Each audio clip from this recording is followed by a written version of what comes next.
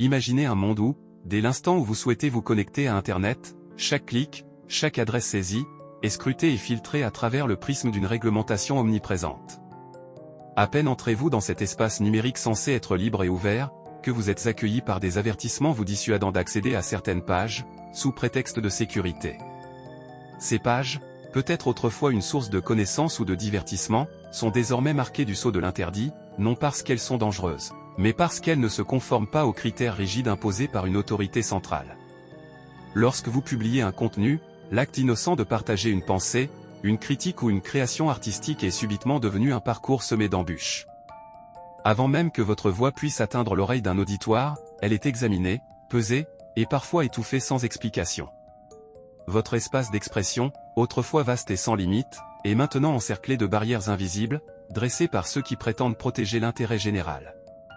Dans cet univers, le dialogue et l'échange d'idées sont entravés par la peur d'être sanctionnés pour avoir franchi une ligne dont vous ignoriez l'existence. Les créateurs de contenu, les journalistes, les penseurs et les rêveurs se retrouvent à naviguer dans un labyrinthe de règles, cherchant les mots justes qui ne déclencheront pas les alarmes de la censure. Le potentiel révolutionnaire d'Internet, capable de rassembler les peuples et de diffuser le savoir à une échelle jamais vue, est muselé par l'incertitude et l'autocensure. Imaginez maintenant que cette réalité n'est pas le fruit d'une dystopie lointaine, mais une possibilité concrète, rendue réalisable par une loi qui vient d'être adoptée en France. La loi SREN, Sécurisation et régulation de l'espace numérique, vise à instaurer un cadre législatif renforcé pour lutter contre divers fléaux numériques, notamment la cybercriminalité, le cyberharcèlement, l'accès des mineurs à des contenus pornographiques, et la diffusion de contenus pédopornographiques. Une des mesures phares de cette loi concerne la possibilité pour le gouvernement de demander aux navigateurs web de bloquer l'accès à des sites impliqués dans des infractions spécifiques, après une première phase de 7 jours pendant laquelle un avertissement serait affiché aux utilisateurs.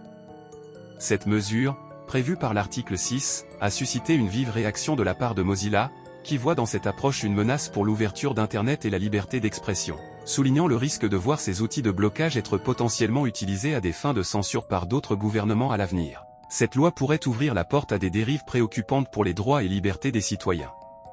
Premièrement, le blocage de sites par les navigateurs, bien qu'intentionné pour cibler les contenus illicites, pose la question fondamentale de la censure et de la centralisation du contrôle sur l'information accessible en ligne.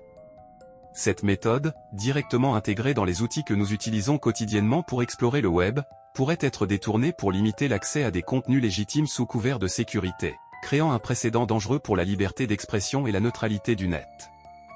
De plus, la mise en place de ces filtrages par les navigateurs exige des changements techniques significatifs et soulève des inquiétudes quant à la protection de la vie privée des utilisateurs. Le suivi des sites bloqués et des avertissements affichés pourrait être utilisé pour collecter des données sur les habitudes de navigation des individus, sans compter les risques de faux positifs qui pourraient pénaliser des sites sans motif valable.